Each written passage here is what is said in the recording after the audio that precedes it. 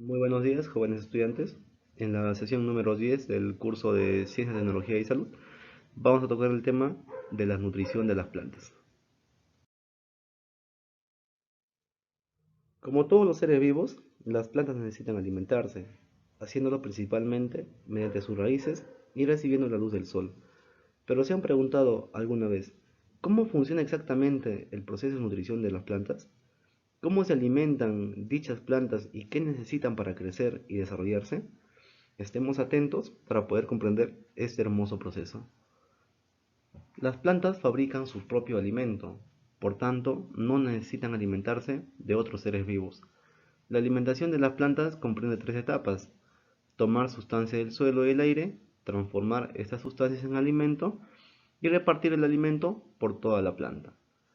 Los vegetales, a diferencia de los animales o los hongos, son capaces de fabricar su propio alimento a partir de agua y sales minerales, tomados del suelo a través de sus raíces. También lo pueden fabricar por medio de los gases tomados del aire y que penetran por sus hojas, tomados de la luz con ayuda del sol. Con estos componentes, las plantas fabrican otras sustancias más complejas que utilizan para crecer y realizar sus funciones vitales. Parte del alimento que no utilizan en estas funciones lo almacenan en las hojas, en sus raíces, en sus frutos y en las semillas. Aquí en la imagen ustedes pueden observar una plantita con muchas raíces. En el suelo se encuentra el agua y las sales minerales, las cuales por medio de las raíces son absorbidas y llevadas por tubos o vasos leñosos hacia las hojas, los cuales le ayudan a la planta para poder crecer y desarrollarse. La entrada de sustancia. Las plantas toman agua y sales minerales por la raíz y dióxido de carbono por las hojas. El agua y las sales minerales entran a la raíz a través de los pelos absorbentes y forman una mezcla llamada savia bruta. La savia bruta sube por el tallo hasta las hojas a través de unos tubos muy finos llamados vasos leñosos. El dióxido de carbono entra a las hojas a través de una abertura muy pequeña llamada estoma. Para un mejor comprendimiento, vamos a definir qué es savia bruta, siendo esta la mezcla de agua con sales minerales. Y ahora la savia elaborada son aquellas sustancias líquidas que la planta produce en la fotosíntesis, como proteínas, hormonas, carbohidratos, entre otros. Aquí en esta imagen ustedes pueden ver una plantita, ya se explicó en la imagen anterior. Esta plantita, por medio de las raíces, absorbe el agua y las sales minerales, la cual es llevada por vasos leñosos hacia las hojas, y en combinación con el agua, ellos forman la savia bruta.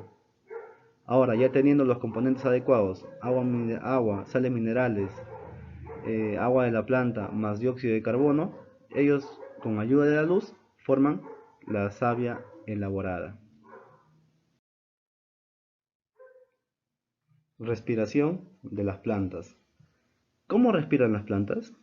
Los vegetales toman el oxígeno del aire y a partir de la utilización de las reservas de hidratos de carbono, expulsan al exterior el dióxido de carbono y a la vez vapor de agua. La respiración es un proceso vital que consiste en la entrada de oxígeno al cuerpo de un ser vivo y la salida de dióxido de carbono del mismo. Nosotros los humanos, al igual que el resto de animales mamíferos, lo conseguimos gracias a los pulmones. Pero ahora les pregunto, ¿alguna vez se han preguntado cómo lo hacen las plantas? Entonces continuemos. ¿Por dónde respiran las plantas? El proceso de respirar lo realizan a través de los estomas, las lenticelas en los tallos y raíces. En la imagen ustedes pueden observar una hoja, la cual está formada por dos partes importantes, siendo la parte de arriba el haz y la parte de abajo el envés. Ahora, las estomas se encuentran en el envés, debajo de las hojas. Esto debido a que solo así se evita la pérdida de agua en tiempos calurosos. ¿Cómo respiran las plantas?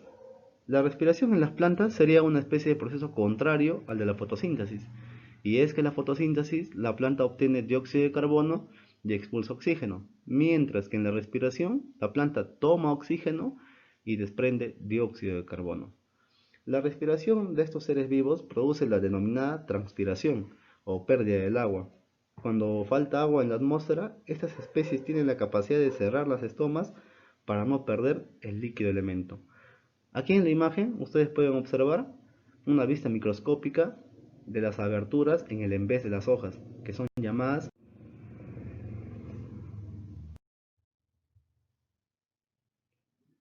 ¿Cuándo respiran las plantas?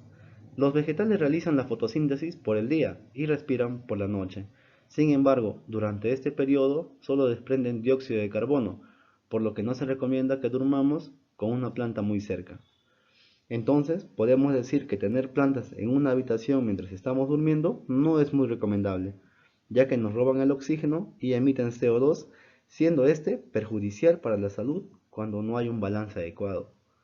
Estos seres vivos necesitan de la clorofila para realizar la fotosíntesis, pero, pero por eso muchos árboles que pierden las hojas en invierno dejan de realizar esta función. Sin embargo, ciertas especies siguen respirando tanto en invierno como en otras épocas. Un claro ejemplo podemos tenerlo aquí en Oxapampa, en algunos árboles, como es el caso del árbol del cedro, el árbol del nogal. Ellos son caducifolios.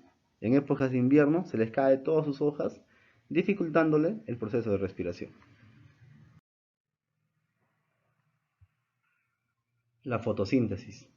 La fotosíntesis es la reacción química donde el dióxido de carbono, CO2, y el agua forman azúcares y producen oxígeno en presencia de energía lumínica. Las plantas utilizan los azúcares producidos en la fotosíntesis como fuente de alimento, que es energía para la planta. Bueno, la fotosíntesis ocurre principalmente en las hojas de las plantas. Sin embargo, puede ocurrir en los tallos, pero en un porcentaje mínimo. Este proceso inicia cuando el CO2 entra a las hojas a través de las estomas. ¿Por qué las hojas son verdes? Es increíble, pero menos del 5% de la energía que emite el sol se utiliza en la fotosíntesis. En las plantas, el proceso de fotosíntesis se desarrolla en los cloroplastos. Este órgano contiene el pigmento llamado clorofila, que da la coloración verde a las hojas y se encarga de absorber la luz del sol. Como ya hemos visto, la fotosíntesis sirve en un principio para que las plantas se alimenten, sintetizando materia orgánica a partir de energía lumínica. Gracias a este proceso, las plantas proveen oxígeno y renuevan el aire, eliminando el dióxido de carbono contenido en el aire. Bueno, y como aquí menciona, ¿no? La clorofila le da el color verde a las hojas, y así ese es un pigmento.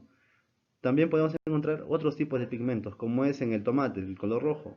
Está influenciado por el licopeno. En la cáscara de los plátanos maduros, que es el color amarillo, se le llama xantófilo. ¿Cómo y dónde se lleva a cabo la fotosíntesis? Son 4 pasos importantes, ¿no? Absorción, fotosíntesis, alimentación y respiración. Comencemos por la absorción. Las raíces absorben el agua y los minerales de la tierra. Esta es la principal función. En la fotosíntesis se realiza en las hojas, las cuales se orientan hacia la luz para llevar a cabo la clorofila contenida en los cloroplastos permiten atrapar la luz, que en combinación con el dióxido de carbono absorbido por las estomas ayudan a transformar la savia bruta en savia elaborada, como ya se explicó en las diapositivas anteriores.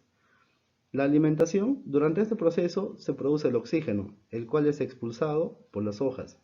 El oxígeno es equivalente al desecho posterior a la alimentación, y es aquí donde se produce el transporte de la cadena de electrones y la fijación del dióxido de carbono. En la etapa de respiración, se puede decir que en este proceso se produce tanto de día como de noche. Durante el día, con la presencia de luz del sol, las hojas realizan la fotosíntesis y desechan el oxígeno. Por las noches, al no haber luz, las plantas se limitan a respirar y solo expulsan CO2. Muchas gracias por su atención, se les desea un buen fin de semana y recuerden que la motivación es lo que te pone en marcha y el hábito es lo que hace que sigas.